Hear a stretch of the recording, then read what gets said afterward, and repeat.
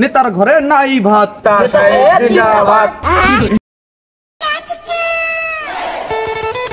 আর কিছুক্ষণের মধ্যেই আমাদের মঞ্চে জুবাইদুল ইসলাম জনি স্যার আসবে। আপনারা সবাই শান্তশিষ্টভাবে বসুন। জুবাইদুল ইসলাম জনি ভাইকে আমার খুব পছন্দ। আমারও।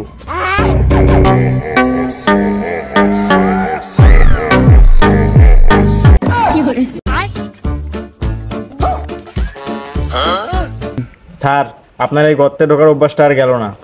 আসলে প্রতি বছর কক্সবাজারে আমি তো সবাইকে আইফোন গিফট করি, আচ্ছা এই কারণে অভ্যাসটা যায়নি। এগুলো বলিও না, আমার কেরিয়ার নষ্ট হবে। আসো।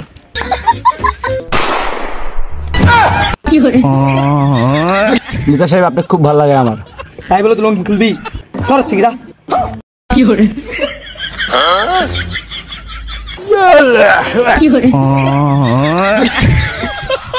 শালা, তোদেরকে আমি এত টাকা দিয়ে ভাড়া করে নিয়ে এসেছি নেতার বক্তব্য শোনার জন্য, তোরা কি করলি? নেতার লঙ্গি খুলি দিলি। যাই হোক, ভালোই করছে। নেতার সাথে আমারও একটা শত্রুতা ছিল।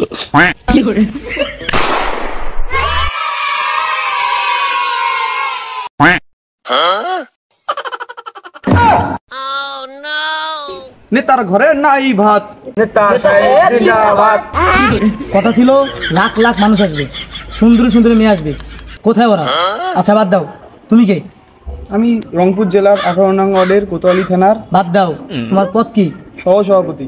যার নাই কোনো গতি সে হয় সহসভাপতি। একটা মেয়ে আছে, তাকে একটু দেখি। স্যার, আপনি ভালো হবেন না। চুপ করো তো। কিংবা তোমার মুখটা। আপনার তো চরিত্রের সমস্যা আছে নেতা। আমার বউ আপনি দেখবেন মানে? হ্যাঁ, আরে চরিত্র না, অনেক জায়গায় সমস্যা। স্যার, যে সময়ের জন্য টাকা দিছেন ওই সময় তো শেষ, এখন আমার যাইতে হবে। আস্তে কো, যা যা, চুপ করে যা। আচ্ছা, তোমার নামটা জানা হলো না, তোমার নামটা কি? স্যার, সহমত। সহমত? এটা আবার কেমন? স্যার, আসলে আমার নাম রহমত। সবার সাথে একমত হইতো, তাই সবাই সহমত বলে ডাকে।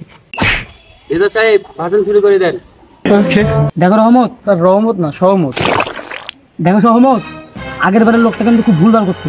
ওকে আমি বলছিলাম 5 মিনিটে ভাষণ লিখতে, ও আমাকে 10 মিনিটে ভাষণ লিখে দিয়েছিল। স্যার, ও তো 5 মিনিটের ভাষণই লিখছিল, আপনি ফটোকপি সহ করছেন। আচ্ছা সহমত, আজকে ভাষণ কি নিয়ে? স্যার, নারী রক্ষা আর স্যার নারীর অধিকার। আমাদের সরকার নারীদের নিরাপত্তার জন্য আপ্রাণ চেষ্টা করছে। আমরা নিজেরাও নারীদের সম্মান দেই, আমাদের পার্টির লোকও নারীদের সম্মান দেয়। Sir, phone. হ্যালো।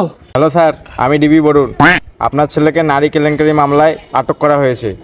দিবি বরুণ, আমার ছেলেকে ছাড়ুন, আর তুমি তাড়াতাড়ি আমার কাছে চলে আসো। জি স্যার, যাচ্ছি। স্যার, সবাই তো শুনছে। নেতা নারী নিরাপত্তা নিয়ে কথা বলতে আসছে, অত সর বেটা নারী কেলেঙ্কারির মধ্যে পুলিশের কাছে ধরা খাইছে। শালা নেতা তো ভণ্ড। সহমত, তারপরে কি বিষয় নিয়ে ভাষণ?